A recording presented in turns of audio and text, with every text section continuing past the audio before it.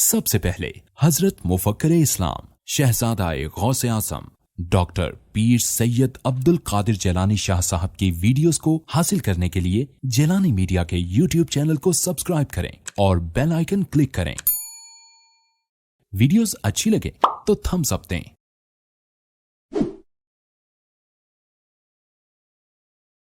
اعوذ باللہ من الشیطان الرجیم،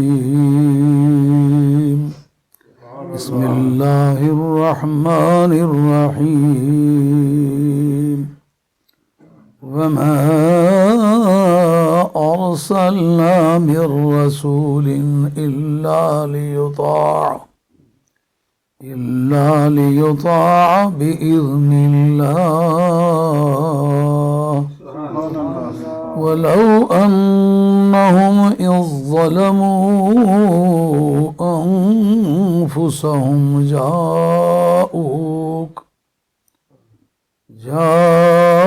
جاءوك فاستغفروا الله واستغفر لهم الرسول لوجدوا الله توابا رحيما، فلا وربك لا يؤمنون حتى يحكموك فيما شجر بينهم ثم لا يجدوا في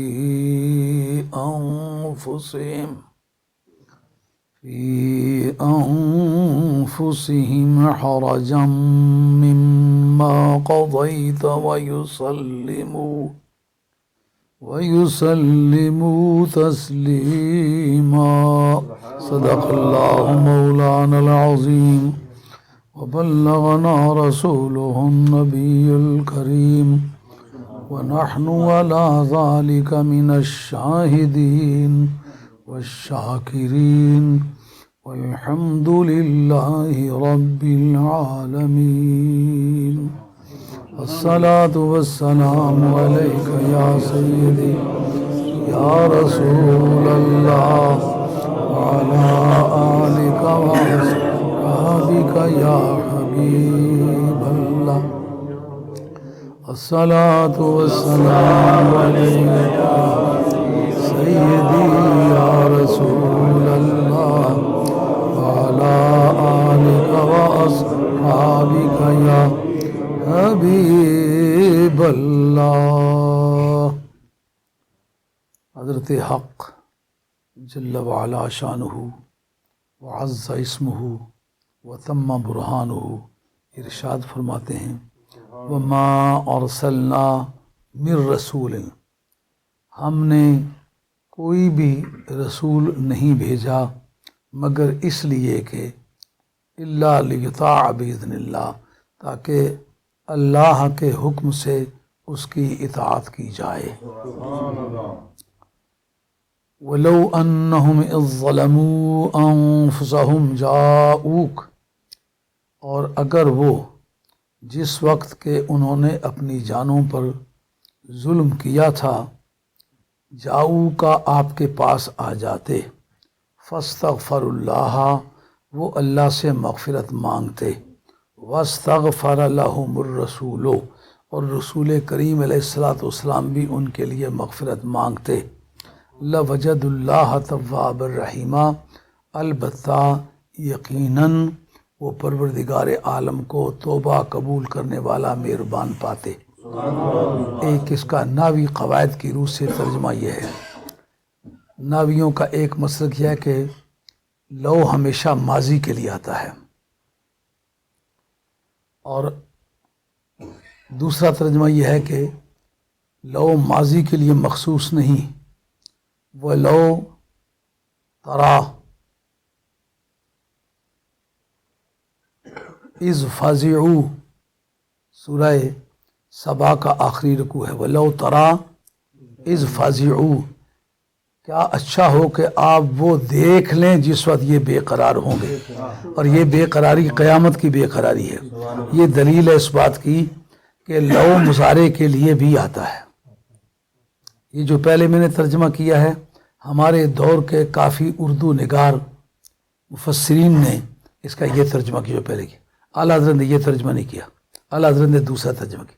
اگر جس وقت ان سے کوئی گناہ ہو جائے تو وہ آپ کی بارگاہ میں آ جائیں اور اللہ سے مغفرت مانگیں اور رسول کریم علیہ السلام ان کے لیے مغفرت مانگیں تو وہ اللہ کو توبہ قبول کرنے والا مہربان پائیں گے.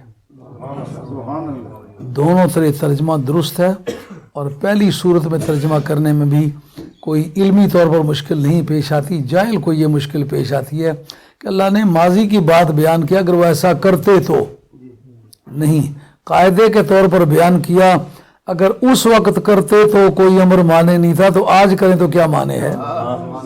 مگر بعد میں تشریح میں اس کی وضاحت کرتے ہیں. فلا وربک لا یؤمنون, اے میرے محبوب تیرے پالنے والے کی قسم ہے. علم ناو کے اندر قسم کے اول میں لا زائدہ برائے تاکید آیا کرتا ہے, یہ جامی کا ایک مذہب ہے. دوسرا یہ ہے کہ لا نافیہ ہوتا ہے اور اس کے بعد الا معذوف ہوتا ہے. نہیں قسم فرماتے مگر آپ کے پالنے والے کی قسم فرماتے ہیں. یہ بات کہ لا یؤمنون قسم فرما کے کہتے کہ اس کو جواب قسم کہتے ہیں. جس مقصد کے لیے قسم کھائی جائے ناویوں کی بولی میں اس کو کہتے ہیں جواب قسم. جیسا آپ کہتے قسم خدا کی, اگر چپ کر جائیں تو قسم خدا کی کیا مطلب, یعنی جس مقصد کے لیے کھائی ہے وہ کیا ہے, اس کا نام ناویوں کی بولی میں جواب قسم ہے. قسم فرما کے جو جواب قسم فرمائے وہ کیا ہے کہ یہ پکے بے ایمان ہوں گے, کبھی مومن نہیں ہو سکتے. کب تک؟ حتی یحکموک فیما شجر بینہم, جب تک کہ اپنی مکمل جوڈیشری آپ کے حوالے نہ کر دیں, آپس میں باہمی متنازع فی امور میں آپ کو حاکم نہ مقرر کریں. یعنی نظام معادلت اول سے آخر تک آپ کے سپرد نہ کریں. یہ اول سے آخر تک کہاں سے ترجمہ کیا ہے, آگے آ رہا ہے.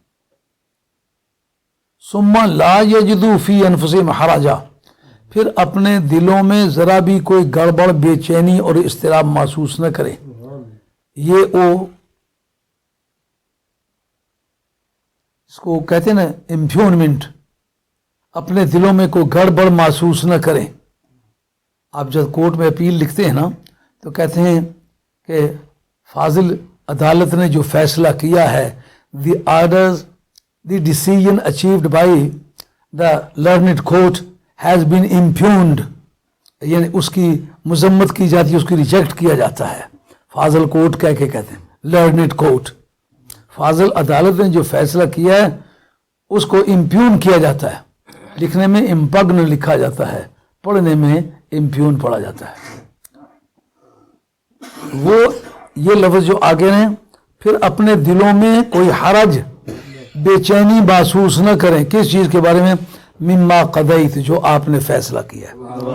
جو آپ نے فیصلہ کیا ہے, اگر سمجھ یوں ٹھیک نہیں ہوا, ایسے ٹھیک نہیں ہوا, یہ غلط ہوا ہے, وہ رولنگ غلط ہوئی ہے, یہ جی پورا کیس سنا نہیں گیا کہ یہ پری ججمنٹ کی گئی ہے, جس کو جوڈیشل مسکیریج کہتے ہو نا.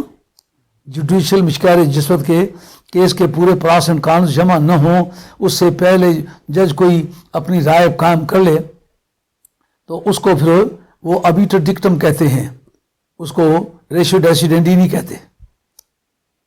ہمارے پاکستان میں ریشیو ڈیسیڈینڈی کہتے ہیں, اور اس کو یہاں کی انگریزی میں ریشیو ڈیسیڈینڈائی, ریشیو ڈیسیڈینڈائی, یعنی جب کسی ضابطے کے مطابق فیصلہ ہو اس کو کہتے ہیں ریشیو ڈیسیڈینڈائی. لیکن جس وقت اپنی پرسنل اوپینین کے مطابق کیا ہو اس کو کہتے ہیں اوبیٹر ڈکٹم. یعنی جو فیصلہ, بسم اللہ, جو فیصلہ آپ نے فرمایا ہو اس کے متعلق یہ کوئی بے چینی محسوس نہ کریں. اگر بے چینی محسوس کریں تو پھر بھی بے ایمان ہے. وہ یسلموا تسلیما, بے چینی کا اظہار نہ کریں, پر دل میں کوئی گڑبڑ ہو کہ دل کی سچائی سے اسے تسلیم کر لیں, پھر مومن ہوں گے. اور قسم فرما کے فرمایا, یعنی جب تک آپ کو حاکم اعلیٰ تسلیم نہ کر لیا جائے کہ آپ کے فیصلے پر کوئی اپیل دائر نہیں ہو سکتی, کوئی ریپریومنٹ دائر نہیں ہو سکتی, کوئی ریورشن دائر نہیں ہو سکتی، کوئی ریپریمنٹ داخل نہیں ہو سکتی، کوئی ریٹ نہیں ہو سکتی، کسی طرح کی کوئی قانونی چارہ جوئی آپ کے فیصلے میں ممکن سمجھے پھر بھی بے ایمان ہے۔ اس کا مطلب یہ ہے کہ آپ کو اتنا بااختیار سمجھے کہ خدا کی کائنات میں جو فیصلہ آپ فرما دیں لاسٹ اینڈ فائنل ہے، اور وہ قیامت کے دن بھی اس کے مطلب یہ عقیدہ رکھے کہ قائم رہے گا، پھر وہ ایماندار ہے، وگرنہ بے ایمان ہے۔ جس کے قانون میں لیگل رائٹ یہ ہوں کہ جو وہ فیصلہ کرے وہ دنیا کے کسی کورٹ میں چیلنج ہو، تو سب سے بڑا بااختیار کون ہوگا؟ معلوم ہوا کہ اسلام جسے کہتے ہیں وہ سرکار کی ذات پاک کو خدا کے بعد سب سے بڑے اختیار والی شخصیت ہے۔ 2 آیتیں پڑھی ہیں، ترجمہ عرض کیا ہے، لیکن ان دنوں میں خاص طور پر یہ درس دینے کا مدعا یہ ہے کہ جتنے لوگ حج پر گئے ہیں یا جا رہے ہیں یا جانے والے ہیں، وہ ایک بے چینی کا اظہار کرتے ہیں۔ وہ کہتے ہیں اس وقت کہ ہم مکہ شریف سے روانہ ہونے لگتے مدینہ طیبہ کے لیے تو اس وقت لمبے لمبے کرتوں والے کھڑے ہو جاتے ہیں، اور وہ کہتے ہیں کہ اگر نبی پاک علیہ الصلوۃ والسلام کی قبر اطہر کے ارادے سے سفر کیا جائے تو یہ از قسم کفریات ہے۔ یہ شہاب الدین خفاجی نے لکھا ہے نسیم الریاض میں کہ یہ ابن تیمیہ کا جو فتویٰ ہے اس کا یہ مطلب ہے کہ وہ آدمی کافر ہو جاتا ہے۔ اگر وہ کافر ہو جائے تو ظاہر ہے کہ پھر وہ حج کرنے گیا تھا، اور مسلمان ہو کے اگر وہ کفر اختیار کرے تو ارتداد ہے۔ ارتداد کے اعتبار سے وہ واجب القتل بھی ہے، اس کی بیوی بھی ڈائیورسڈ ہے، اگر وہ بیوی کو اسی حالت میں رکھے اور اولاد پیدا کر حرام کی ہے۔ یہ ان کے عقائد ہیں۔ آپ کو شاید اس کتاب کو مطالعہ کرنے کا اتفاق نہ ہوا ہو، اس کا نام ہے تحفہ وہابیہ، اردو میں ہے۔ سید اسماعیل غزنوی، یہ 2 بھائی تھے، داؤد غزنوی اور اسماعیل غزنوی، بدقسمتی سے یہ تھے سید، مگر یہ بدعقیدہ ہو گئے تھے، اور اس وقت انہوں نے 1 لاکھ روپیہ سستے بھاؤ میں، جب روپے کا 1.5 سیر گھی ملتا تھا، اس زمانے میں 1 لاکھ روپیہ لے کے عربی سے اردو میں اس کا ترجمہ کیا تھا۔ اس کے متن کے اندر یہ لکھا ہوا موجود ہے کہ ان سے پوچھا گیا ابن عبد الوہاب نجدی کے پیروکاروں سے کہ تم لوگوں کو مکہ شریف جانے کے راستے میں آڑے آ کر ان کو لوٹ لیتے ہو، طاقت و تاراج کرتے ہو اور خون ریزی کرتے ہو، بندوں کو قتل کر دیتے ہو، ان کی ازواج کو پکڑ کے گھروں میں لے آتے ہو اور ان کو تم بیویوں کی طرح استعمال کرتے ہو، کیا مسلمان ہونے کی حیثیت سے تمہیں حق پہنچتا ہے؟ انہوں نے کہا چونکہ وہ گھر سے حضور علیہ الصلوۃ والسلام کی قبر شریف کے ارادے سے چلتے ہیں، اور یہ ارادہ کر کے چلنے سے ہی کافر ہو جاتا ہے، اور وہ کافر بہی مانا کہ وہ مرتد ہو جاتا ہے، اور مرتد جو ہے مباح الدم ہے، اس کو قتل کرنا درست ہوتا ہے۔ اور اتفاق سے جو آدمی حج کرنے کے لیے جائے 4 پیسے اس کے پاس فالتو بھی ہوتے ہیں، وہ سمجھتا ہے کوئی مسلح لے آؤں گا، کوئی ٹوپی لے آؤں گا، کوئی تسبیح لاؤں گا، کچھ میں خرچ کروں گا، اگر بیمار ہوا تو خدا نخواستہ تو اس پر خرچ کروں گا، تو 4 پیسے وہ فالتو بھی لے کے آتا ہے، تو ظاہر ہے کہ پیسے بھی اس کے پاس ہوتے ہیں، اس کو قتل کر دینے سے اس کی بیوی فارغ ہو جاتی ہے، تو ان کو کنیزوں کے طور پر ہم استعمال کرتے ہیں۔ نہ ان کا قتل جو ہے وہ ناروا ہے، نہ ان عورتوں کو بطور کنیزوں کے استعمال کرنا ناجائز ہے۔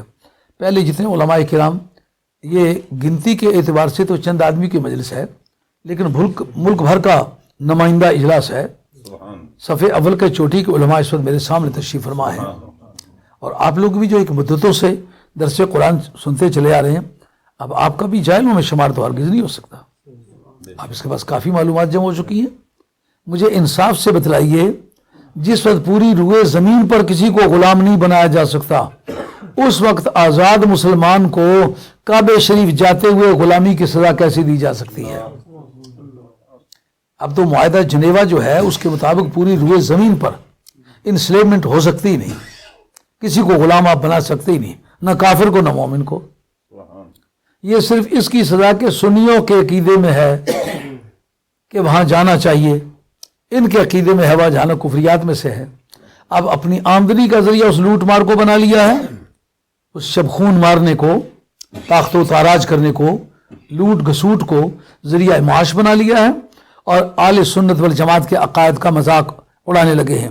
یہ صرف سنیوں کا عقیدہ نہیں، تمام عالم اسلام کے جتنے دعوے دار ہیں سوائے ابن تیمیہ کے پیروکاروں کے کسی کا بھی عقیدہ نہیں کہ وہاں سفر کر کے جانا جو ہے وہ حرام ہے۔ اب اس پر گفتگو کی ضرورت ہے کہ کیا وہ جو لوگ وہاں سے تیاری کر کے آتے ہیں مدینہ طیبہ میں سرکار کی قبر شریف کا ارادہ کر کے انہیں آنا چاہیے یا نہیں آنا چاہیے؟ سب سے پہلے اس پر ہم قرآن مجید کی اتھارٹی پیش کریں گے۔ قرآن مجید کہتا ہے کہ اگر وہ اپنی جانوں پر ظلم کر بیٹھے تھے تو آپ کے پاس آ جاتے۔ اس کی ترکیب مولانا انتہائی مشکل ہے، یہ سب کبھی کو دعا کریں کبھی واسطہ پڑے ہی نہیں۔ اگر پڑ گیا نا تو یہ تگنی کا ناچ نچا کے نہ چھوڑا نا، جس طرح تپتے توے پہ رقص کرتا ہے سپن، ہر ملک کو گرم توے پہ چھوڑو نا، جیسے وہ رقص کرتا ہے، اسے رقص کرتا ہوا دکھاؤں گا آدمی کو، 100 مرتبہ یاد کر لے، جب پکڑوں گا تو پھر منہ کھل جائے گا۔ ہاں، یہ دراصل اس ظلم جو ہے یہ لو انہم کے شرط کے ساتھ اس کا کوئی تعلق نہیں ہے، یہ جزو خبر ہے، جاؤ کا اس کا عامل ہے، اس کا یعنی جس وقت بھی، ہاں جس وقت بھی، اس کا کیا مطلب؟ وہ وقت بھی تو وقت ہی ہے نا جب سرکار دو عالم صاحب ظاہری زندگی میں زندہ ہے، وہ وقت بھی تو وقت ہی ہے نا جب سرکار دنیا سے چلے گئے، کہا جس وقت بھی، مانا کیا نکلا ہے؟ سمجھ آئی بات؟ کہتا ہے جاؤ کا جو ہے وہ عامل ہے اس کا، لو انہم جو ہے یہ انا کا اسم ہے ہم، اور اس کی خبر کیا ہے؟ جاؤ کا از ظلموا انفسہم، آپ کے پاس آ جاتے خواہ جس وقت بھی کوئی برائی کر بیٹھتے۔ تو اگر وہ دوسرا ترجمہ لو مضارع کے لیے بھی آ سکتا ہے، وہ لو تھا از فزعوا سورہ سبا میں ہے، تو وہ تو قیامت کے متعلق ہے بالاتفاق، اس کے متعلق تو کسی کا اختلاف نہیں، تو پھر لو مضارع کے لیے کہ ماضی کس سے بنے؟ ماضی کے لیے نہیں ہو سکتا، قیامت ماضی میں گزر تو نہیں گئی نا، وہ تو آئے گی۔ اس لیے لو کے بارے میں یہ فیصلہ ہو گیا کہ قرآن کے اندرونی شہادت بتاتی ہے لو مضارع کے لیے بھی آتا ہے، مستقبل کے لیے بھی آتا ہے۔ یعنی اگر یہ لوگ آ جاتے آپ کے پاس جس وقت کے انہوں نے کوئی گناہ کیا تھا، یا اگر یہ لوگ آ جائیں آپ کے پاس جس وقت یہ گناہ کر بیٹھے، یعنی یہ ظلم بھی ماضی کا صیغہ ہے اور جاؤ بھی ماضی کا صیغہ ہے۔ مضارع کا ترجمہ آپ کس طرح کرتے ہیں؟ یہ بچوں کی گیم نہیں ہے۔ آمدہ ماضی بمانے مضارع در چند جا، عطف ماضی بر مضارع در مقام ابتدا، بعد موصول و نداؤ لفظ خیسو کلما در جزاؤ شرط و عطف و ہر دو باشن در دعا۔ حرف شرط کے بعد یہ ماضی آئی مضارع کے معنی میں۔ کیوں بھائی؟ اگر یہ ماضی بمانے مضارع کے ہے اور اس جو ہے وقت کے معنی میں عام ہے، تو پھر اس کا فیصلہ آپ یہ کس طرح کر لیتے ہیں کہ جب تک آخری سانس آتا ہے اس وقت کے لیے ہے؟ قرآن کہے جس وقت بھی ہے، سمجھو؟ اچھا، تو پھر یہ اللہ تعالیٰ سے مغفرت مانگیں، اور رسول ان کے لیے، رات کو آپ لوگ تھے نا موجود، آیت وہی ہے، ابتدائی عشق ہے روتا ہے کیا، آگے آگے دیکھنا ہوتا ہے کیا۔ ایمانداری سے بتائیں، اس میں کوئی شعر نہیں پڑھا جا رہا، کوئی ذوق کی بات نہیں کر رہا، ذوق آ رہا ہے کہ نہیں؟ معلومہ اس سے زیادہ ذوق کی باتیں ہو کہاں سکتی ہیں جو رب اپنے یار سے کرے، ذوق کا خالق۔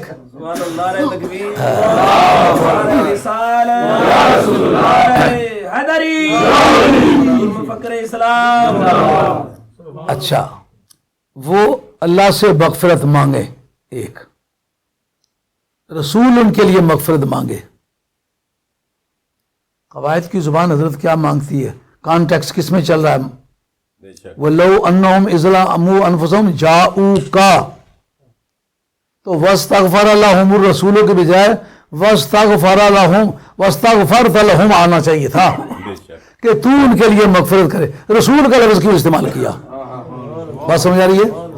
اگر وہ اپنی جانوں پر ظلم کر بیٹھے تھے کسی وقت بھی تو آپ کے پاس آ جاتے، یا وہ اگر جس وقت بھی اپنی جانوں پر ظلم کر بیٹھے تو وہ آپ کے پاس آئیں، جس سے آپ کے پاس آئیں وہ اللہ سے معافی مانگیں اور آپ ان کے لیے کلام کا کانٹیکسٹ تو یہ چاہتا ہے نا.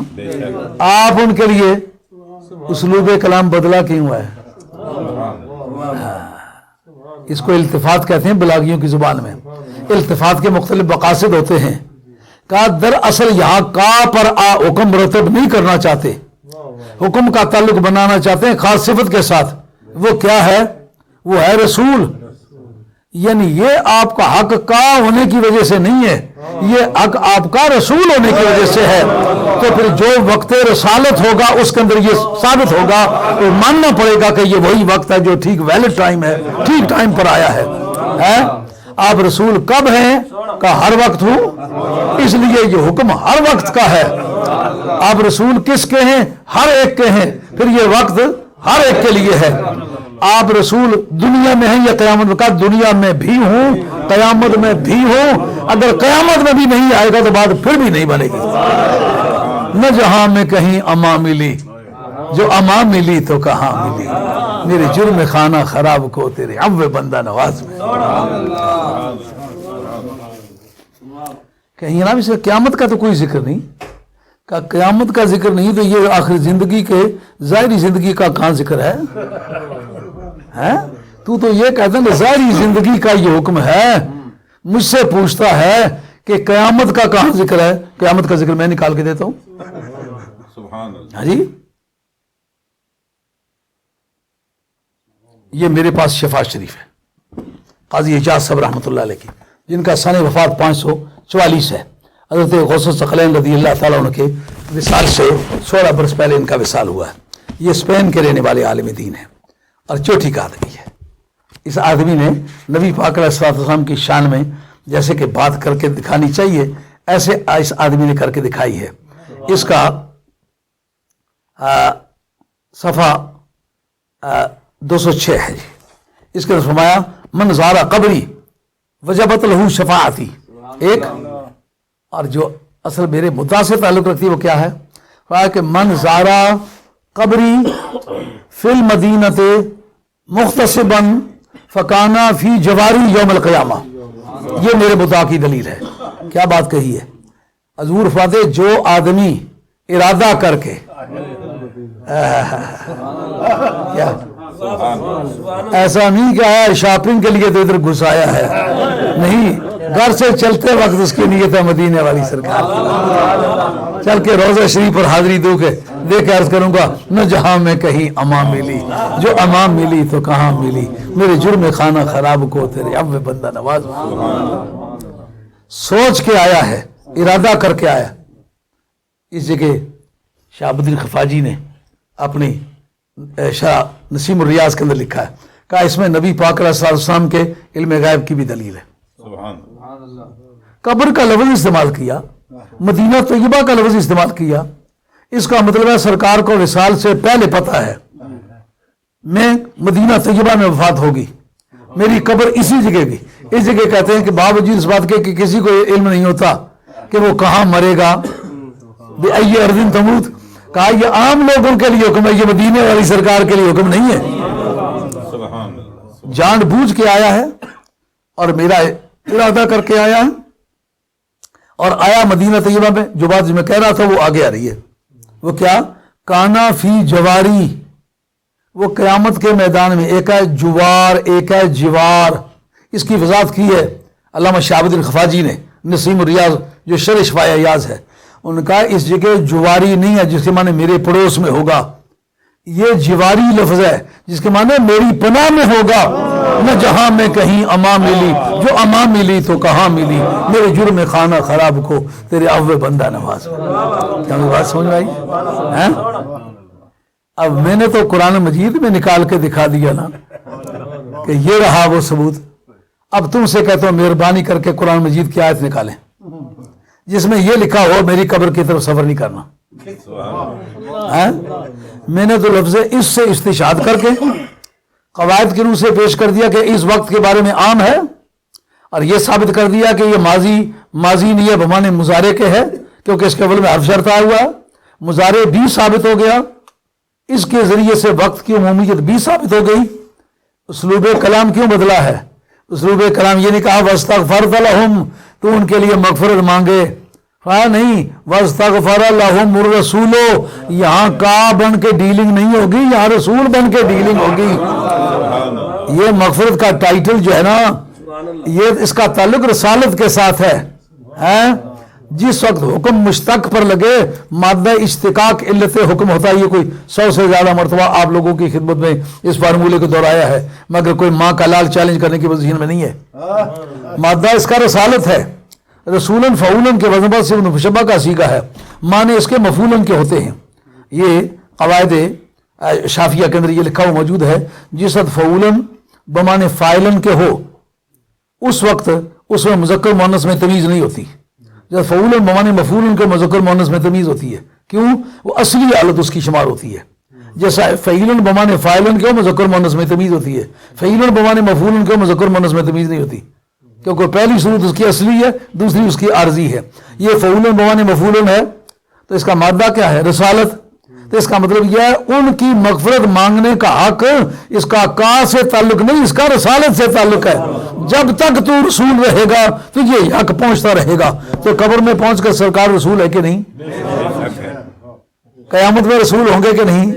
اسی لیے سارے انبیاء کے پاس پھر کے یہ بے خبری کے خلق پھری کہاں سے کہاں تمہارے لیے، احساس نہیں ہے۔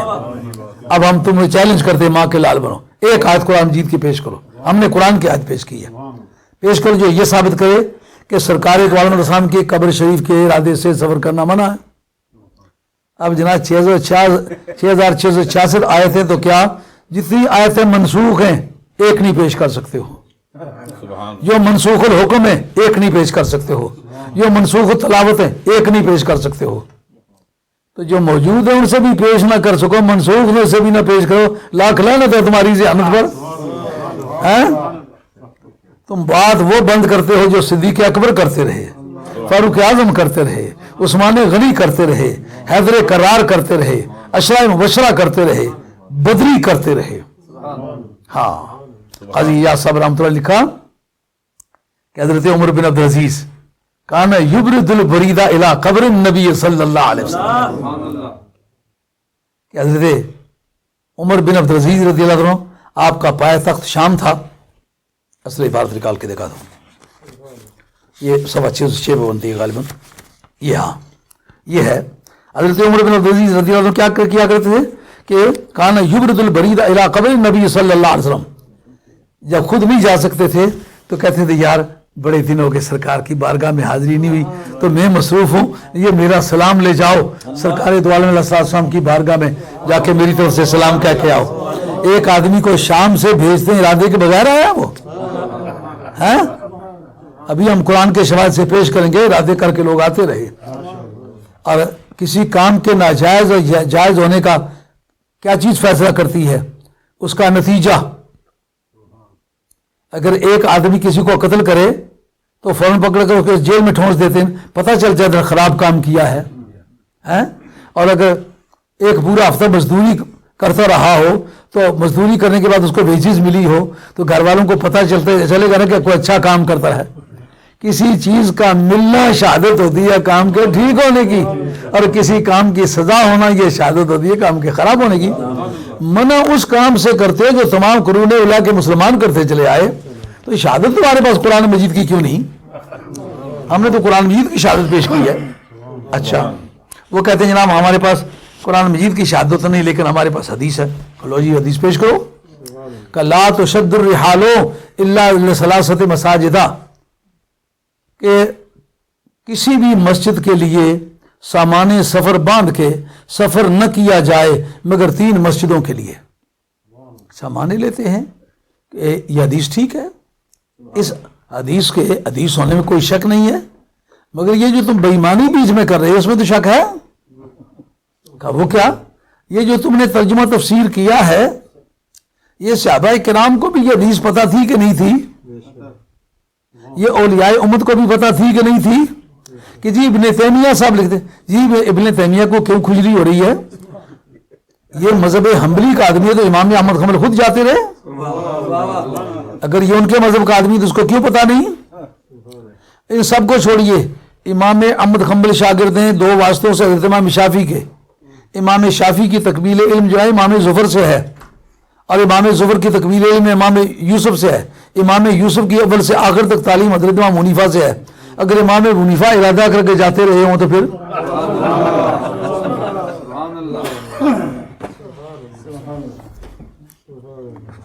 یہ میرے پاس ہے حضرت امام حسن مکی رحمۃ اللہ تعالی علیہ کی خیرات الحسان، اس کے اندر ہے قصیدہ نعمانیہ، اس کا پہلا مطلب یہ ہے یا سید سادات جیتوں کا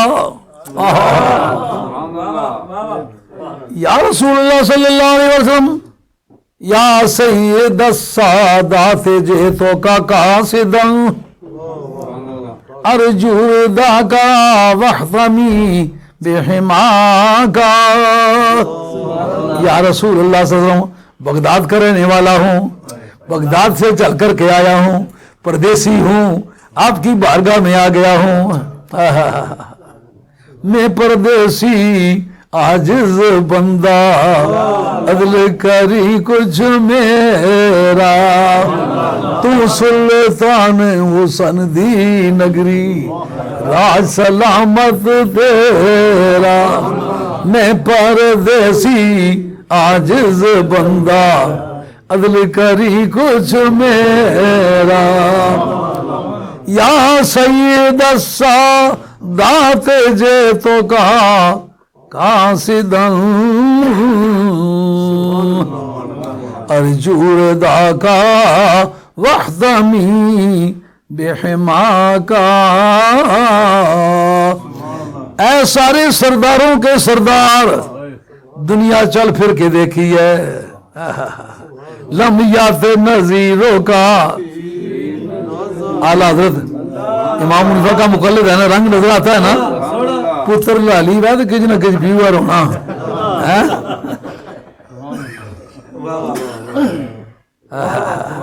لمحیات نظیروں کا فی نظر مثل تو نہ شد پیدا جانا، جگ راج کو تاج تورے سر سوئے تجھ کو شہد دوسرا جانا، یہ رنگ ہے امام حنیفہ کا، یا سید السادات جیتوں کا قاصدن، یا رسول اللہ صلی اللہ علیہ وسلم ارادہ کر کے بغداد سے چلاؤ، واضح ہے کہ نہیں؟ کوئی ترجمے میں ایسی بات ہے جو میں اپنی طرف سے کہہ رہا ہوں، آپ فاضل لوگ ہیں، استاد ہیں، کتابیں پڑھانے والے ہیں، اے سیدوں کے سید، اے سرداروں کے سردار، گئے دونوں جہاں تو نظر سے گزر، تیری شان کا کوئی بشر نہ ملا، تیری ہر جگہ دیکھی نرالی بھون، پتہ تیرا کسی کو مگر نہ ملا، یا سید السادات جیتوں کا قاصدن،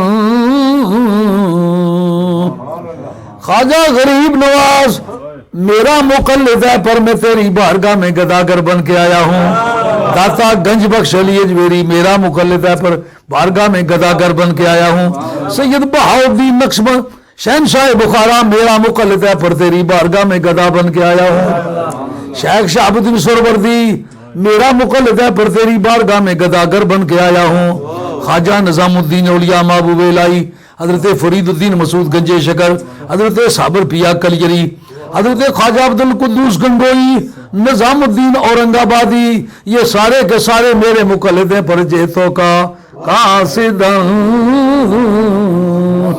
یا رسول اللہ میری جھولی پھیلی ہوئی دیکھ لے، ارادہ کر کے آیا ہوں لیکن بھیک کیا مانگتا ہوں،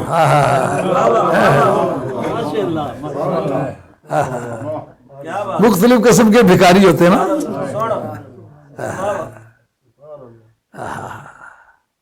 کیا شان ہے، یا رسول اللہ گداگر کے بن کے آیا ہوں، مگر ایسا نہیں کہ مجھے روٹی دے دے، مجھے کپڑا دے دے، مجھے خزانہ دے دے، مجھے مال و دولت دے دے، مجھے گنجے شائگاں دے دے، مجھے خزانہ جمشید دے دے، نہیں، گنجے قارون دے دے، نہیں، ان میں سے کسی کا طالب نہیں، ارجو رضا کا وحدمی بحما کا،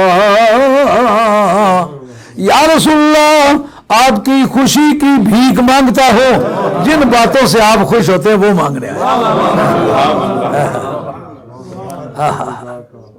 واللہ یا خیر الخلائق ان لی قلبا مشوق لا یروم سواک۔ یہ امام حنیفہ کا کلام ہے بھائی۔ اگر کسی کے پیچھے چلنا تو یار پاس ہونے والے کے پیچھے چلو، فیل ہونے والے کی نقل کیوں اتارتے ہو؟ یہ جس کا کوٹیشن پیش کرتے ہیں وہ تو شاہی محل میں، شاہی کوٹ میں مناظرے میں ہارا، کافر قرار دے کے جیل خانے میں ڈال دیا گیا۔ الدرر الکامنہ فی آیان میاں سامنا، امام ابن حجر اسقلانی کی لکھی ہوئی کتاب اس کے اندر موجود ہے۔ گوشت کے دھڑے کے بھی لوگ تھے، لیکن دھڑے کے لوگ ہو کر کے جیل خانے سے تو نہیں بچا سکے نا۔ اور دیکھیں کرامتن کی جویں پڑتی تھی، واہ۔ آگے بھی کسی کی کرامت دیکھی ہے؟ اگر اس طرح کا کوئی موجہ تو مرزا جی کا ہی ہے۔ یہ نیگیٹو قسم کے موج، جو نیگیٹو قسم کی کرامتیں۔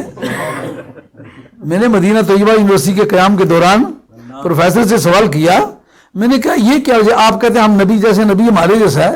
نبی کو جوں پڑتی نہیں، اس کی جوں نکلتی نہیں۔ بہت پریشان ہوئے۔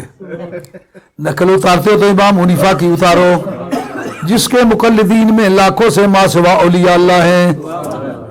ابن تیمیہ کا پیروکار ایک ولی بتاؤ۔ اسی لیے علم جو ہوتا ہے یہ ہدایت کا ذریعہ سمجھا جاتا ہے، خود ہدایت نہیں سمجھا جاتا۔ ولایت جسے کہتے ہیں یہ خود ہدایت ہے۔ ہدایت پر وہ علماء ربانی ہوں گے جن کے عقیدے میں ولی پیدا کیے ہوں گے۔ جن کے عقیدے نے ولی نہیں پیدا کیے وہ جھوٹے علماء ہیں، وہ سچے علماء نہیں۔ بات سمجھ آئیے بھائی؟ امام حنیفہ ارادہ کر کے چلے کہ نہیں چلے؟ یہ کہتے ہیں ہم نبی پاک علیہ السلام کی قبر پر حاضری سے منع نہیں کرتے، ارادہ کر کے۔ سرکار نے یہ بات خود فرمائی کہ میری کرمن زارہ قبری فی المدینۃ مختصبا، ارادہ کر کے آیا ہے، مدینہ طیبہ میں آیا ہے۔ سرکار نے وقت سے پہلے بتا دیا کہ میرے غلاموں آگے پیچھے مارے نہ پھرنا، میری قبر مدینہ طیبہ میں ہوگی۔ یہ غیب کی دلیل ہے۔ تو وہ کیا ہوگا؟ کانا فی جواری، وہ میری پناہ میں ہوگا۔ اعلیٰ حضرت فاضل بریلوی رحمۃ اللہ علیہ فرماتے ہیں، ڈھونڈا ہی کریں صدر قیامت کے سپاہی، پر وہ کس کو ملے جو تیرے دامن میں چھپا ہو، پر وہ کس کو ملے جو تیرے دامن میں چھپا ہو۔ سرکار فرماتے ہیں وہ میری پناہ میں ہوگا۔ جب پناہ میں ہوگا تو پھر کس کی توفیق ہے قریب آ کے سرکار کے دامن کو اٹھا کے دیکھے نیچے کون ہے؟ سمجھ آئی بات؟ یہ امام ابو حنیفہ کا ریکارڈ ہے جو کہتے ہیں میں ارادے سے چل کے آیا ہوں یا رسول اللہ، یہ نہ سمجھنا کہ میں کہیں شاپنگ کے لیے آیا تھا تو ادھر آ گیا ہوں۔ آج کل دیکھو نا فیشن بنا ہوا ہے، ساری زندگی وضو ہی نہ کرے، میں عمرہ کرنی چلی ہاں، وہی تھا خامدہ کی گڑی گڑی پولے مارنی ہے، عمرے نہ تھوڑا پھر کہتا لکھا سسو کی اچھا سا آنے کے نہ دینی سہ گل گل ٹھنڈی نو دو باری جان کٹ سہی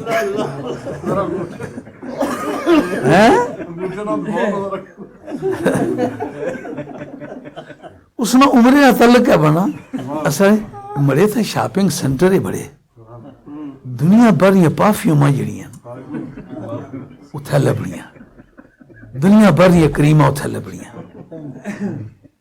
دنیا بھر نہ بارے نہ کپڑا پاکستان گچھو اے بارے نہ اتھے جے کتے کچھ لگا اے تو نہیں رہا اے بارے نہ وہ بارے نہ شوقانہ جے مدینہ شریف گیا پھر مدینہ شریف کس نے اس کی کچھ نہیں لگا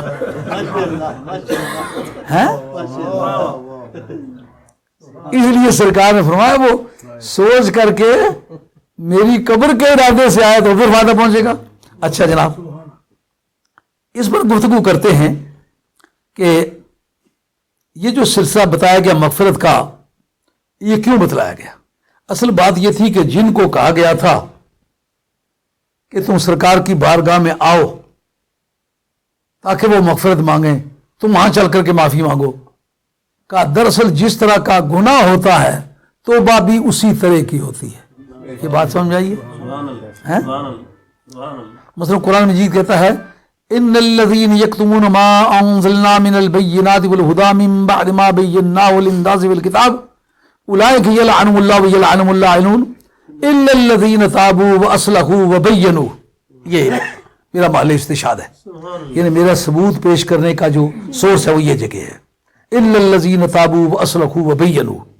قرآن نے بتلایا کہ جو لوگ اس چیز کو چھپاتے ہیں جو ہم نے ہدایت اور واضح دلائل کی شکل میں کتاب میں بیان کی ہے اور اس کی وضاحت کر دی ہے، تو وہ اس کے بیان کرنے کے بعد اس کو چھپاتے ہیں، تبدیل کرتے ہیں، یعنی نبی پاک علیہ السلام کے وہ اوصاف حمیدہ اور اخلاق پسندیدہ اور شمائل سنجیدہ جس طرح کتابوں میں لکھے ہوئے ہیں کہ سرکار کی پہچان ان اصولوں سے کی جا سکتی ہے، ان کو وہ آگے پیچھے کر کے کنکوکٹ کر کے اس کے کنکوکشن کے ذریعے سے، ڈسٹورشن کے ذریعے سے ان کی شکلیں بگاڑ کے سرکار دو عالم علیہ السلام کے بارے میں کنفیوژن، ایک ابہام پیدا کرنے کی، ایک التباس پیدا کرنے کی سعی ناپاک کرتے ہیں۔ ان کے متعلق کہا ان پر اللہ کی بھی لعنت ہے، لعنت کرنے والوں کی بھی لعنت ہے، مگر جو توبہ کریں، باقی تمام توبہ کرنے والوں کے لیے توبہ کریں، اس جگہ یہ کیوں ہے الا الذین تابوا واصلحوا وبینوا، جنہوں نے ان میں سے توبہ کی اور اصلاح بھی کی، یعنی جن کو جا کے بگاڑا تھا نا، کہا دراصل میں نے یہ بے ایمانی کی تھی، اصل بات یوں تھی لیکن میں نے کوئی ذاتی غرض کے لیے تمہیں غلط راستے پر ڈالا تھا، بینوا کہ یہ معنی ہے۔ وہ جو برائیاں کی ہیں نا، جس طرح کی برائی ہے نا اسی طرح کی توبہ ہے۔ ہند کو بگاڑو تو پختو ہے، پختو بگاڑو تو ہند کو ہے۔ سمجھ آئی بات؟ یعنی جن روٹوں پر چل کر کے بے ایمانی کی ہے نا، ان روٹوں کو صاف کرے کہ یہ جو میں نے معنی بیان کیا تھا یہ یوں نہیں یوں ہے، یہ جو میں نے تمہارے سامنے عبارت پڑھی تھی یہ اصل میں یوں نہیں یوں تھی۔ اصلاح کی ان کی جن کو بگاڑا تھا، وہ بینو، اور عام جگہوں میں کھڑے ہو کر کے کہا ان باتوں میں بے ایمانی کرتا رہا ہوں، میرا اللہ مجھے معافی دے، اب میری زندگی کے چند دن باقی میں توبہ کرتا ہوں۔ اصلاح کی ایک اور بیان کر دیا دو، کہ جس طرح کا گناہ تھا اسی طرح کی توبہ ہوئی نا۔ یہ ان کے لیے تھی جو نبی پاک علیہ الصلوۃ والسلام کے دربار میں حاضری کے منکر تھے، ان کو کہا گیا کہ آؤ رسول کی بارگاہ میں کہ وہ تمہارے لیے مغفرت مانگے، ان کا ہم نہیں جاتے۔ یہ سدون ان کا سدودہ ہیں، وہ رکتے ہیں جیسا کہ رکنے کا حق ہے۔ اس جگہ وہ کہتے ہیں کہ سب لوگوں کو کیوں کہتے ہو جاؤ، یہ تو حکم ان کے لیے ہے کہ جو نبی پاک علیہ الصلوۃ والسلام کی بارگاہ کے منکر ہیں، ان کے لیے ہے، جس طرح کا ان کا گناہ تھا۔ سوال سمجھ میں آیا؟ یہ ترجمہ میں نے کی ہے، جو تفسیر میں نے کی ہے وہ نیچے گھسایا ہے، کہتا ہے یہ تیرا ترجمہ اور یہی تیری تفسیر میرے مدعا کی حمایت کرتی ہے، یہ سب مسلمانوں کو کیوں کہتے ہو وہاں جاؤ؟ یہ تو ان کو حکم ہے جو وہاں کے منکر تھے۔ میں نے کہا کتنی خوبصورت بات کی ہے، میں سمجھتا ہوں پہلے تمہیں کان سے پکڑ کے لے چلوں کہ منکر تو ہے۔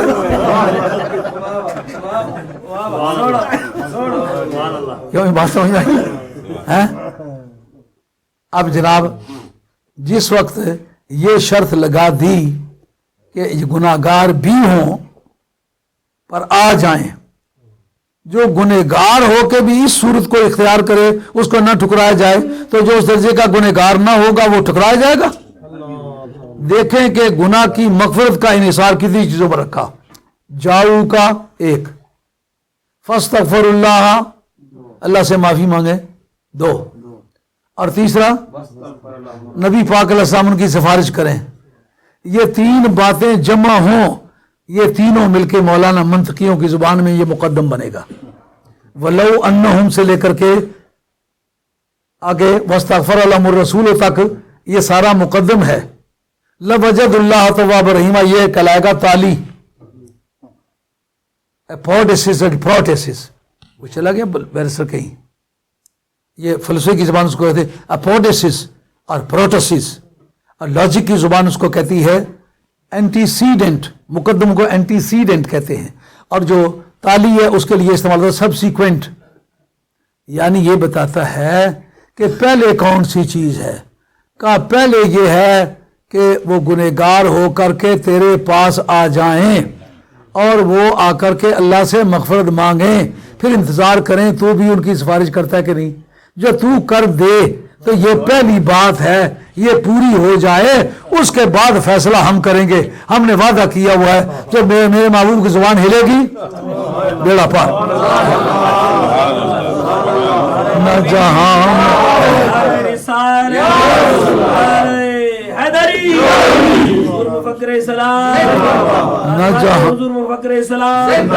نہ جہاں میں کہیں اما ملی، جو اما ملی تو کہاں ملی. میرا جرم خانہ خراب کو تیرے عفو بندہ نواز میں، تیرے عفو بندہ نواز میں.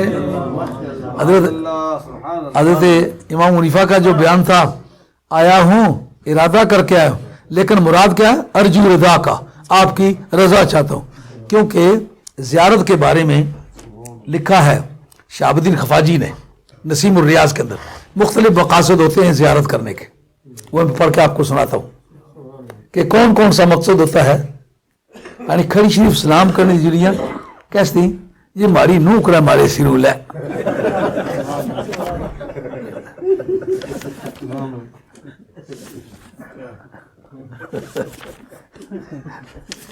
اس مقصد کا کوئی مفید نتیجہ نکلا.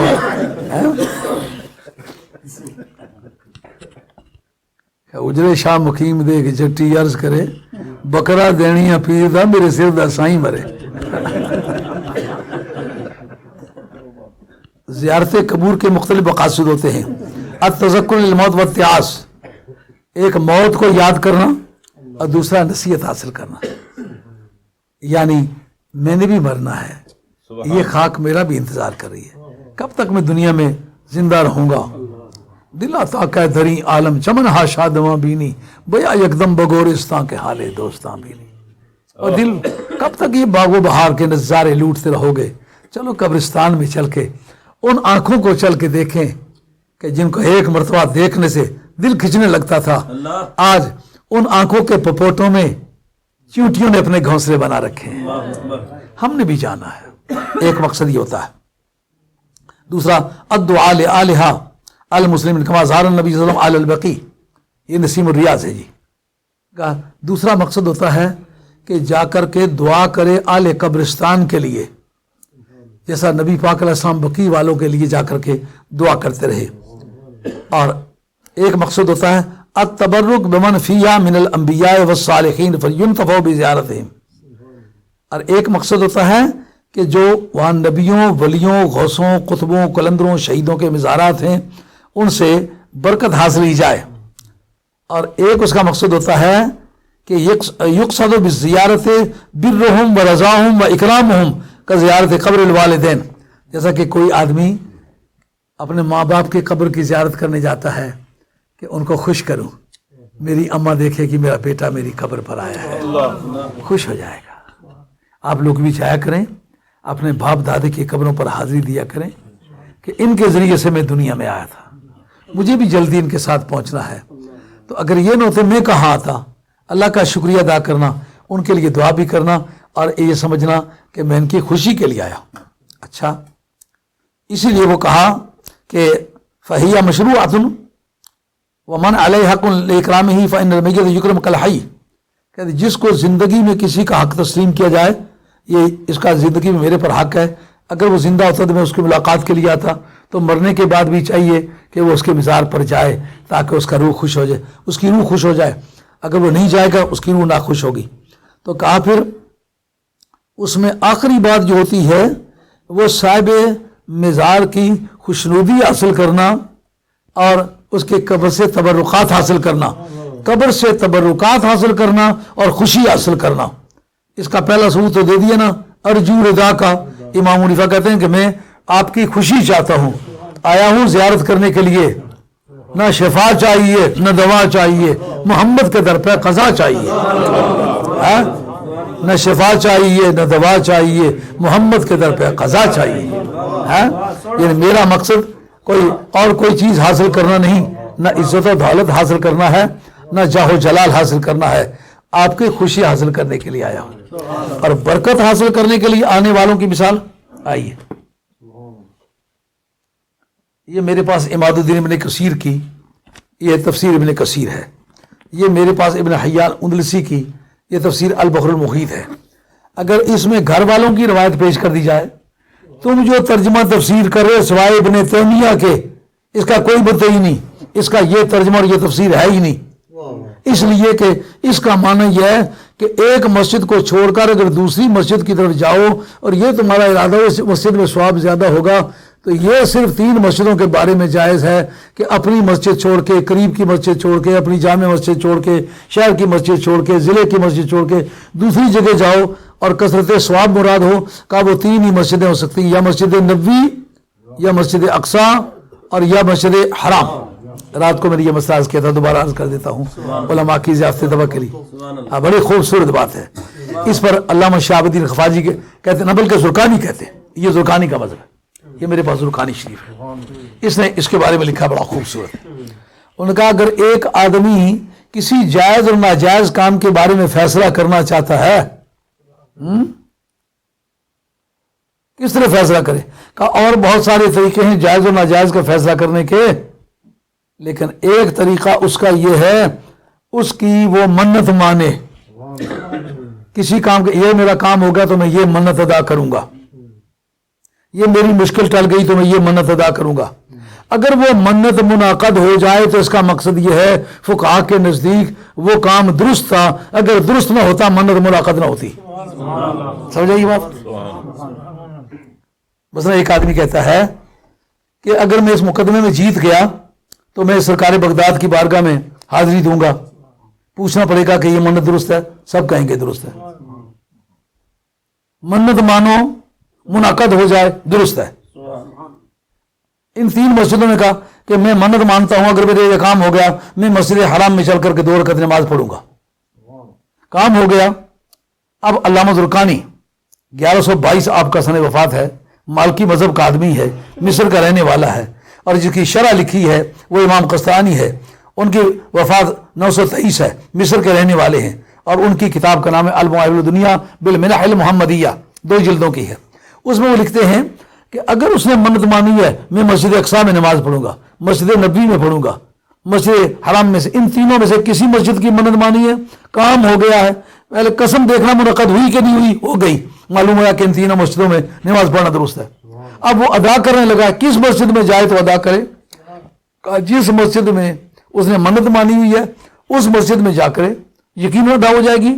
لیکن اگر اس میں نہ جائے، مسجد نبوی میں مانی ہوئی ہے مسجد حرام میں ادا کر دے، مسجد حرام میں مانی ہوئی ہے مسجد اقصی میں کر دے، مسجد اقصی کی مانی ہوئی ہے مسجد نبوی میں کر دے، کیا وہ منت ادا ہو جائے گی؟ لکھا ادا ہو جائے گی. لیکن اگر ایک شخص نے کہا اگر یہ میرا کام ہو گیا تو نبی کریم علیہ السلام کی قبر کی زیارت کے لیے جاؤں گا، منعقد ہوگی کہ نہیں ہوگی؟ مذاہب اربعہ کا اتفاق منعقد ہو جائے گی. اگر امام حنیفہ، امام شافعی، امام مالک، امام احمد کمل چاروں کہیں یہ ہو جاتی ہے تو ابن تیمیہ کہاں ٹاں ٹیم اور کہاں میں کیا پدی اور کیا پدی کا شوربہ. اب جناب اس کی ادائیگی کا سوال پیدا ہوا کہ کیا اگر اس نے یہ منت مانی ہوئی ہے کہ میں سرکار دو عالم السلام کی قبر شریف کی حاضری دوں گا، اگر وہ موسیٰ علیہ السلام کی قبر پر چلا جائے تو وہ منت ادا ہو جائے گی؟ نہیں ہوگی. حضرت ابراہیم علیہ السلام کی قبر پر چلا جائے منت ادا ہوگی کہ نہیں ہوگی؟ وجہ کیا؟ مسجد حرام کی منت مانی تھی، مسجد اقصی میں ادا کی، ہو گئی ہے. مسجد اقصی کی منت مانی تھی، مسجد نبوی میں کی، ہو گئی ہے. لیکن سرکار کی قبر شریف کی منت مانی ہوئی ہے، یہ کسی اور دوسرے نبی کی قبر پر کیوں ادا نہیں ہوتی؟ سمجھا کی بات؟ اس کا جواب اہل علم کے نزدیک یہ ہے کہ یہ جو مسجدیں ہیں نا یہ تینوں متواصل ہیں آپس میں. یہ مسجد اس کی مثل ہے، وہ اگلی کی مثل ہے، وہ پہلی آخری جو ہے پہلی کی مثل ہے، اس لیے ان میں سے کسی میں بھی ادا کر دی ہو جائے گی. پر مثل مصطفیٰ نہ تھی، نہ ہے، نہ کبھی آئندہ ہو سکتی ہے، اس لیے اس کو چھوڑ کے کہیں بھی ادا کرے نہیں ادا کرے۔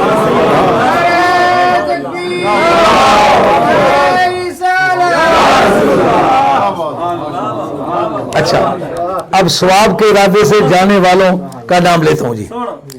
اب حدیث کی روایت کوئی اور کرے تو اس کی قیمت ہی اور ہے، اور مولا مرتضیٰ کرے تو پھر قیمت اور ہوگی۔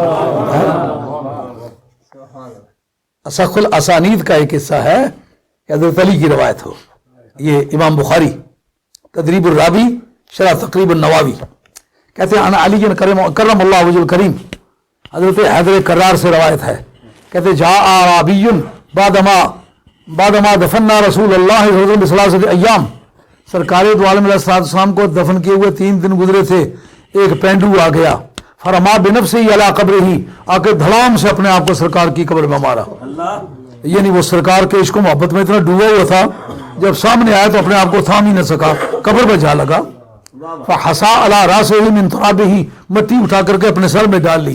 اس کے بعد کہتا ہے یا خیر من دفنت بالقاء اعظمہ فتاب من طیبہن القاء والحکم، کہتے اے وہ محبوب کبریا، پوری کائنات میں جو زمین میں دفن ہوئے سب سے اعلیٰ شخصیت تیری ہے، اور اس تیری شخصیت کی وجہ سے دشت و دمن خوشبو سے مہک اٹھے ہیں، یہ ان کی مہک نے دل کے گنچے کھلا دیے، جس راہ چل دیے کوچے بسا دیے، کوچے بسا دیے۔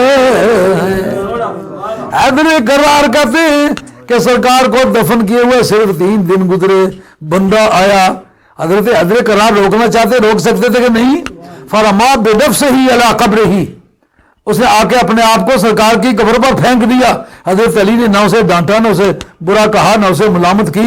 اس کا مطلب قبروں کے قائلوں کو قبروں سے روکنا یہ مولا مرتضیٰ کا مذہب نہیں ہے۔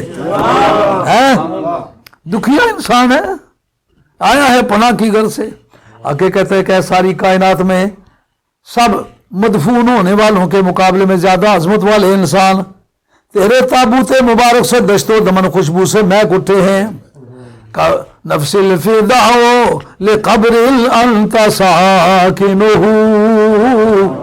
وفیہ العفاف وفیہ الجود والکرم، اس قبر شریف پر میری جان قربان جس قبر میں آپ جلوہ افروز ہیں۔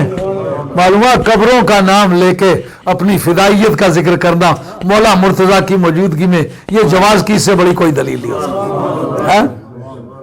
کہتے ہیں کہ یہ کہنے کے بعد ثم قال قلت یا رسول اللہ صلی اللہ علیہ وسلم فسمعنا، یا رسول اللہ آپ نے بات کی ہے نا، ہم نے سن لی ہے، فسمعنا قولک، آپ کی بات ہم نے سن لی ہے، ووعیت عن اللہ سبحانہ وتعالی ووعینا عنک، آپ نے اللہ کی باتیں سمجھ لی ہیں، ہم نے آپ کی باتیں سمجھ لی ہیں، وفیما انزل اللہ علیک لو انہم ظلموا انفسهم جاؤک فاستغفروا اللہ واستغفر لهم الرسول لوجدوا اللہ توابا رحیما، کہتے ہیں جو آپ پر نازل ہوا ہے نا اس میں سے ایک بات یہ ہے کہ رب نے کہا جس وقت یہ اپنی جانوں پر ظلم کر بیٹھیں تیری بارگاہ میں آ جائیں اور وہ اپنے گناہوں کی معافی چاہیں تو ان کی سفارش کرے، خدا کو توبہ قبول کرنے والے مہربان پائیں گے۔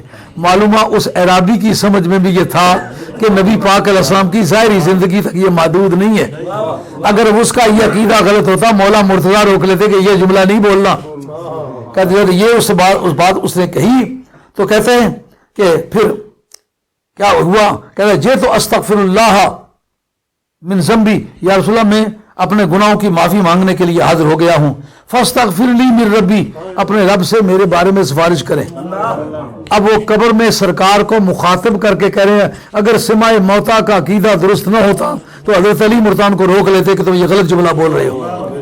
یہ کھڑے دیکھ رہے ہیں، یہ ساری کارروائی ہو رہی ہے، معلوم ہے یہ ڈائلاگ جو چل رہا ہے یہ مولا مرتضیٰ اپنے چشمے مشاہدہ سے ملاحظہ فرما رہے ہیں۔ اس کے بعد ہوا کیا، فنودی من القبر، قبر سے یہ آواز آئی انہ قد غفر لک، کہ اس کو بتا دو کہ رب نے اس کو معاف کر دیا ہے۔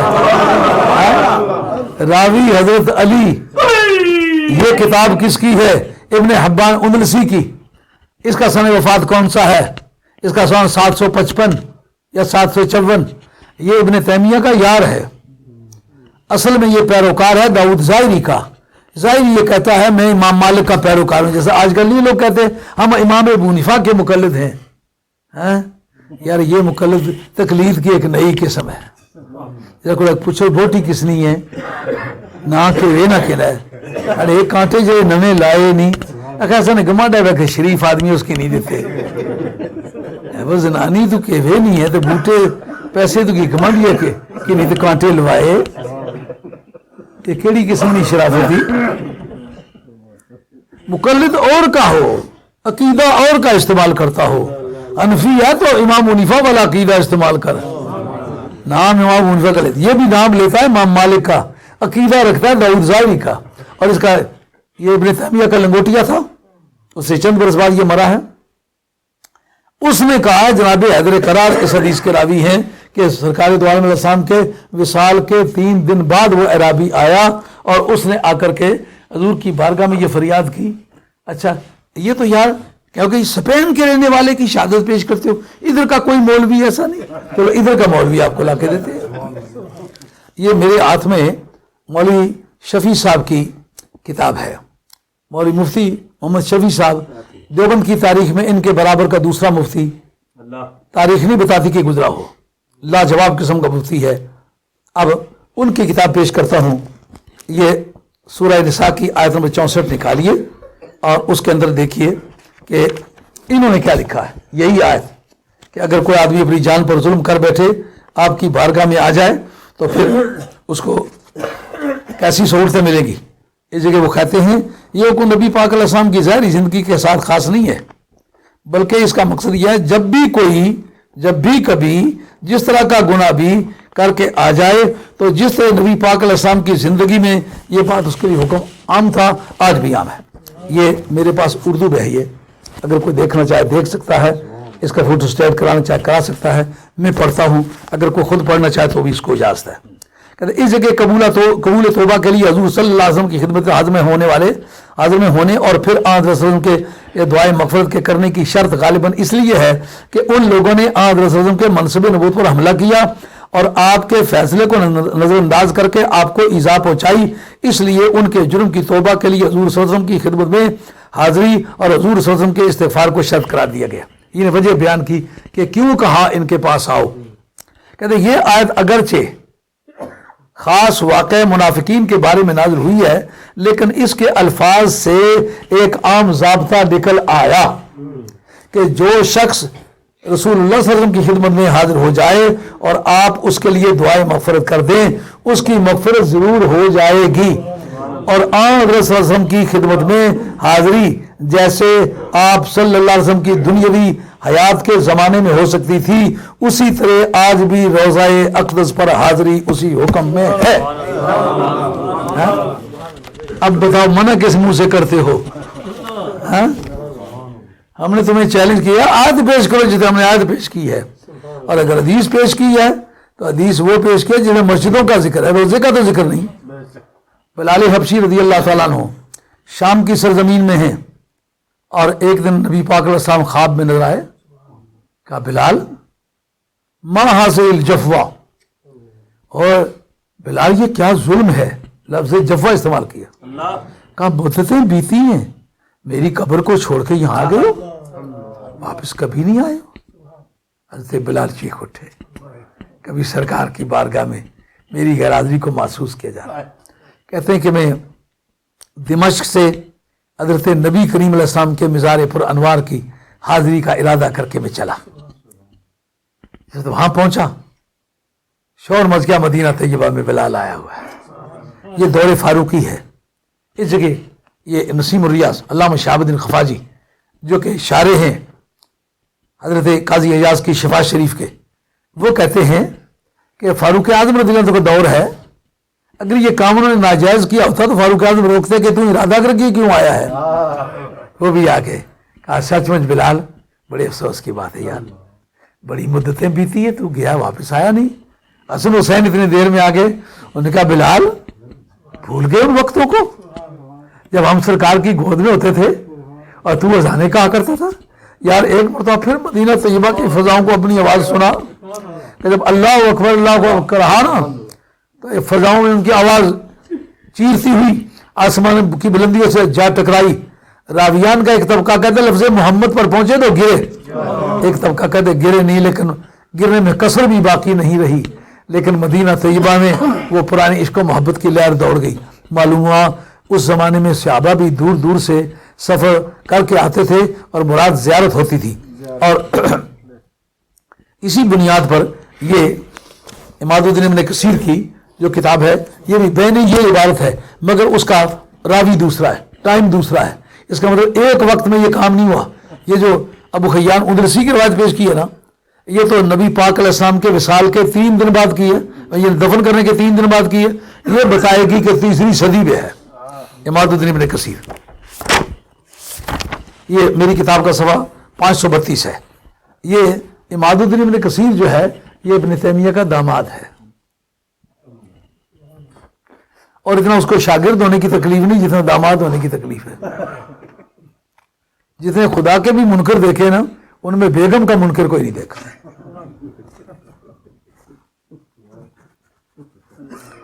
یہ شیخ شہاب الدین سہروردی علم کلام پڑھتے پڑھتے بہت دور تک انکار کی دنیا میں نکل گئے. ان کے چچا بھی تھے, سسر بھی تھے, شیخ احمد رحمۃ اللہ, وہ ان کے پہلے پیر وہ تھے, سسر بھی تھے, پیر بھی تھے, چچا بھی تھے.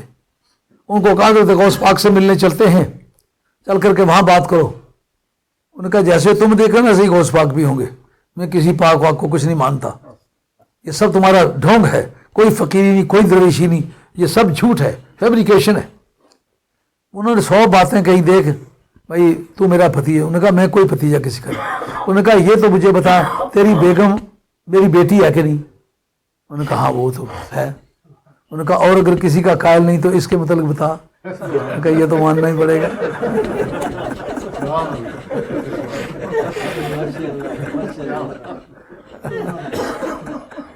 جو خدا کا بھی منکر ہے بیگم کا منکر نہیں ہے. اس وقت میں کہا چلو. اسی طرح یہ آدمی جو ہے عماد الدین ابن کثیر, یہ پہلا آدمی ہے جس آدمی نے عالم اسلام میں لکھا ہے کہ بزرگوں کی قبروں کے لیے جو جانور منت کے طور پر مانے جاتے ہیں حرام ہے. اس سے پیشتر میری جو تحقیق ہے وہ بتاتی ہے کہ مسلمانوں میں کوئی شخص عقید ایک آدمی نہیں گزرا, یہ پہلا آدمی. اور حضرت ملا جیون بیٹھوی نے اس کا رد بھی ایسا کوٹ کے تفسیرات احمدیہ میں کیا, مزہ ہی آ گیا. انہوں نے کہا اس کا کوئی اسلامی جواز نہیں ہے. اور ہدایت شریف جیسی کتاب کے اندر لکھا ہے اگر ایک آدمی تکبیر سے پہلے یا پیچھے سرکار کا نام لیتا ہے جانور حرام نہیں ہوتا. اس سے مراد ذبح کے وقت اللہ کا نام کی بجائے یا اللہ پر عطف کرے, بسم اللہ و بسم محمد کہے, پھر حرام ہوگا.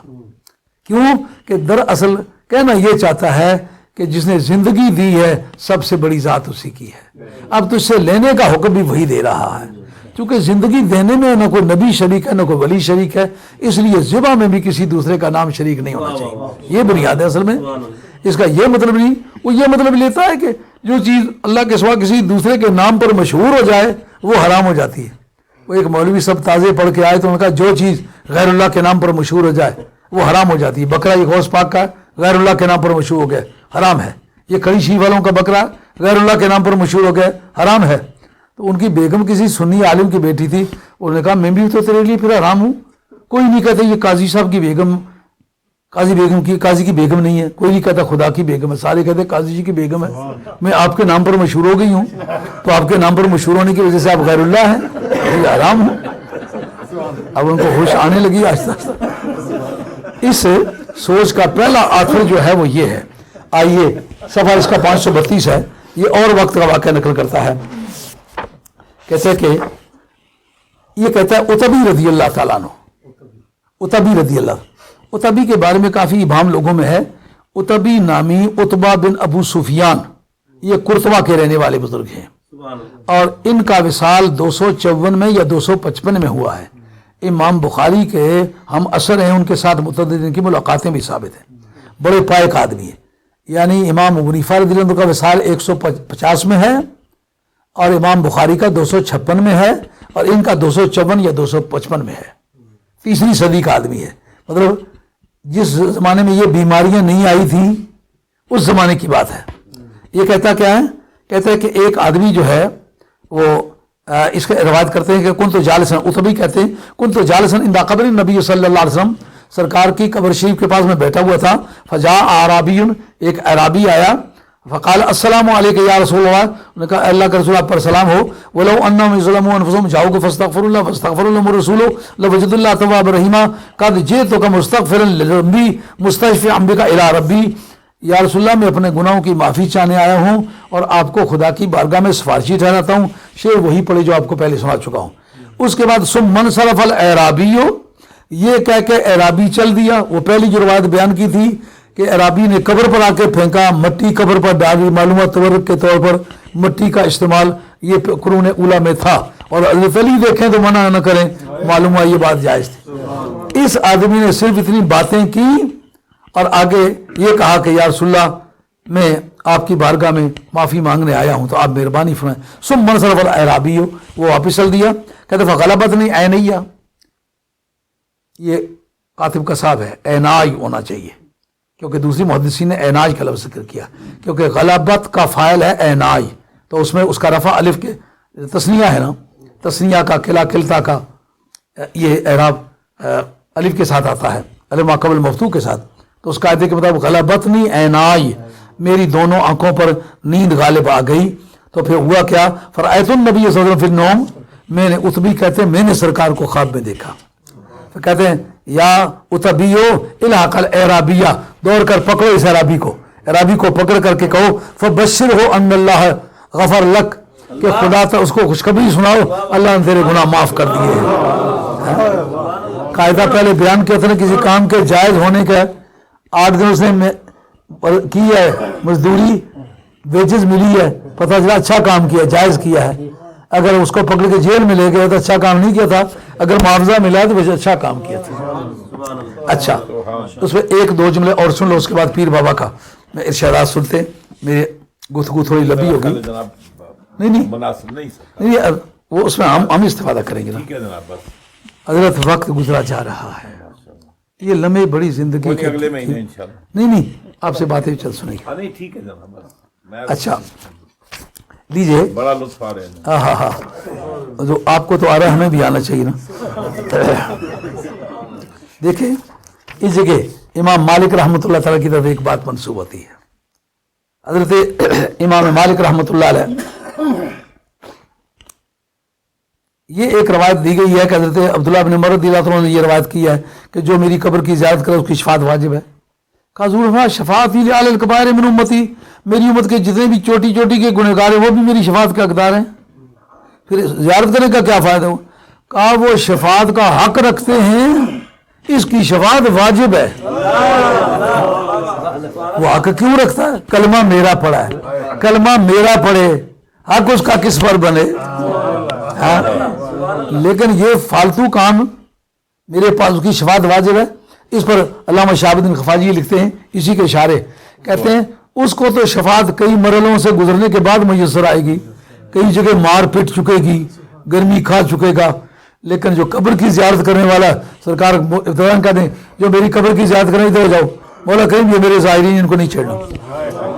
اچھا اس کے بعد کی بات ہے کہ امام مالک رحمۃ اللہ تعالی علیہ کے بارے میں ایک بات مشہور ہے کہ حضرت امام مالک رحمۃ اللہ نے کہا کہ یہ لفظ کہنا ناجائز ہے، زرت قبر النبی صلی اللہ علیہ وسلم، میں نبی پاک علیہ السلام کی قبر کی زیارت کی، یہ مسئلہ تو کل نہیں بیان کیا نا، یہ لفظ استعمال کرنا ممنوع ہے کہ یہ نہ کہے، بات پڑھ رہی ہے، جتنے لوگ حج پر گئے یا آئندہ جانے کا پروگرام ہے یہ بات نوٹ رکھو۔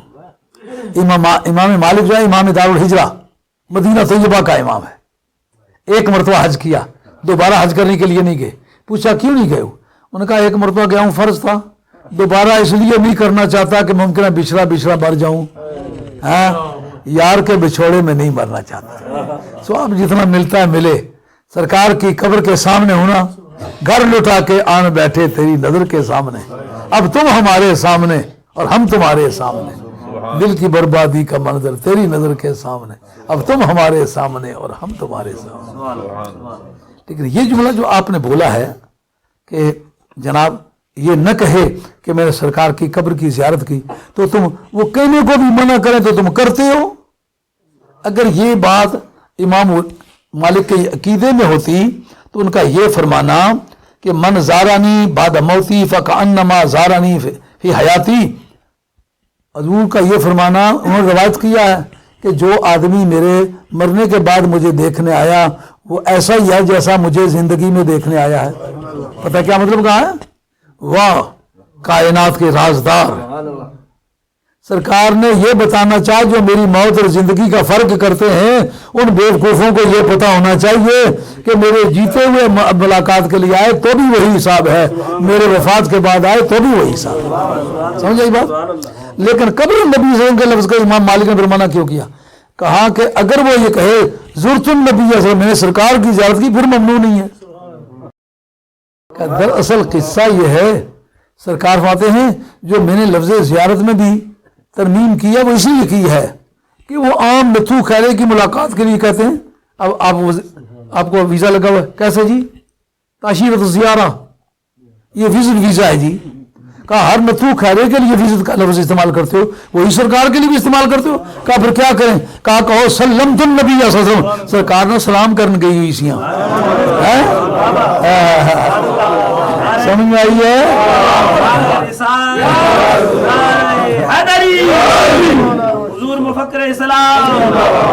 समझ आई है ना?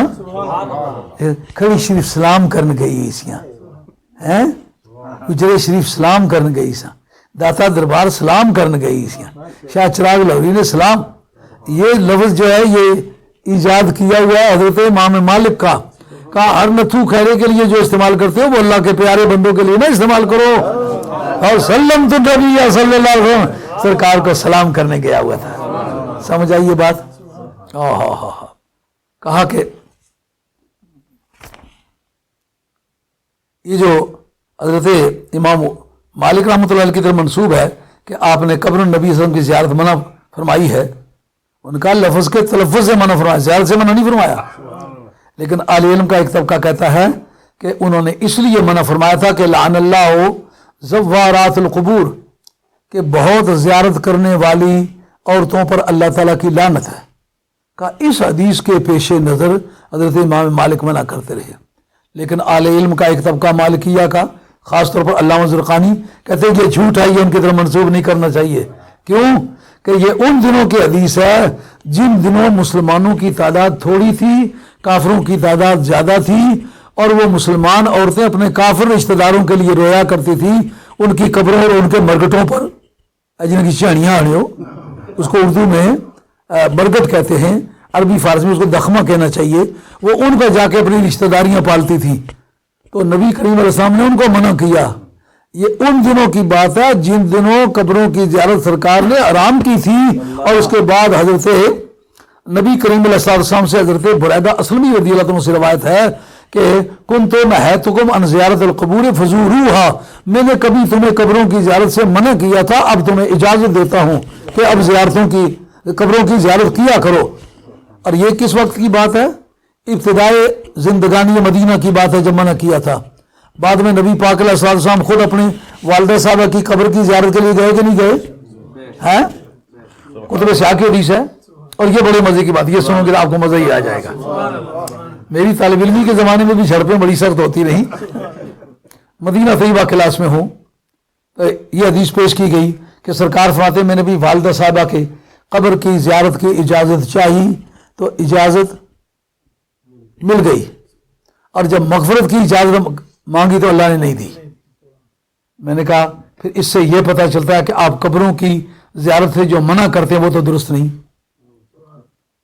क्योंकि जिन हदीसों से मना साबित है वो नबी पाक अलैहिस्सलाम के हिजरत के पहले और दूसरे साल की बातें हैं।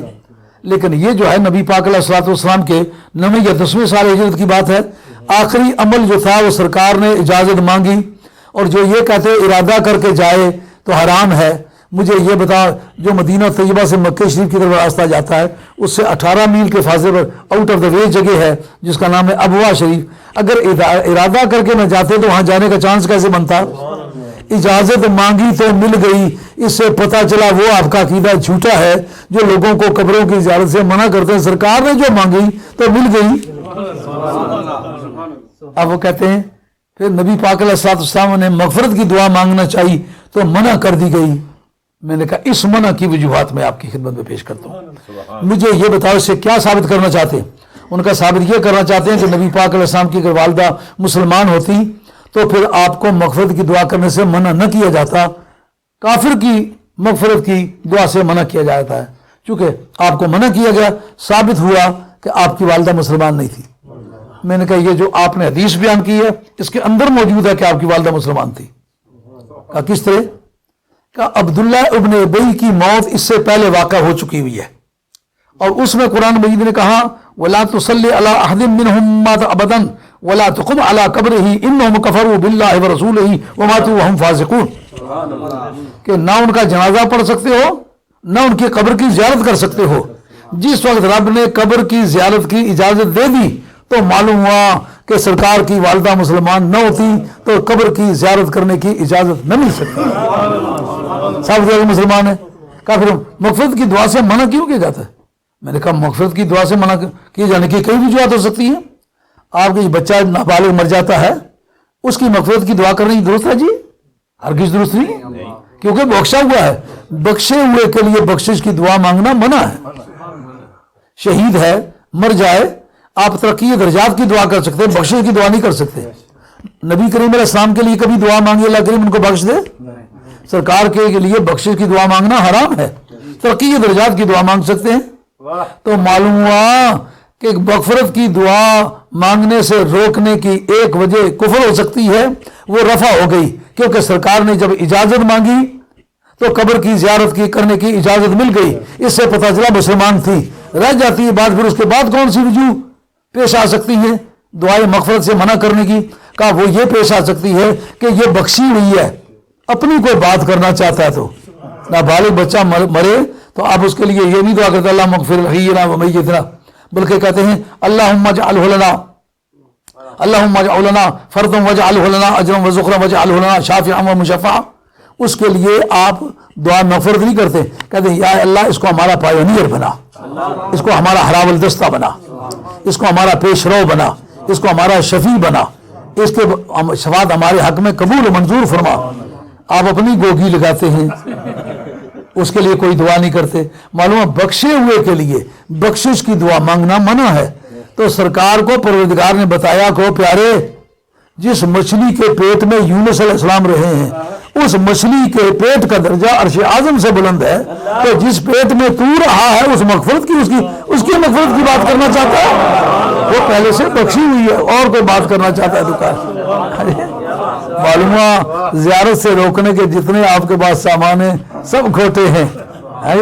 تو امام مالک کی وجہ سمجھ میں آ گئی ہے، وہ حدیث منسوخ ہے کہ بہت زیارت کرنے والی عورتوں کو اللہ تعالیٰ نے لعنت کی ہے۔ یہ ان دنوں کی بات ہے جن دنوں زیارت قبور منع تھی، جب اجازت ہو گئی تو پھر عورتوں کو بھی زیارت کرنے کی اجازت مل گئی۔ اگرچہ بعض اہل علم کو اس میں اختلاف ہے، لیکن الحمدللہ مجھے تحقیق ہے اس بارے میں، اور بڑے اچھی طرح سے اس بات کرنے کی پوزیشن میں ہوں کہ اگر قواعد شریعہ کی کوئی مخالفت نہ کریں تو عورتوں کو بھی قبور پر جانے، دعا مانگنے، مغفرت مانگنے اور برکت حاصل کرنے کی اجازت ہے۔ اب میں بیان کو ختم کرتا ہوں۔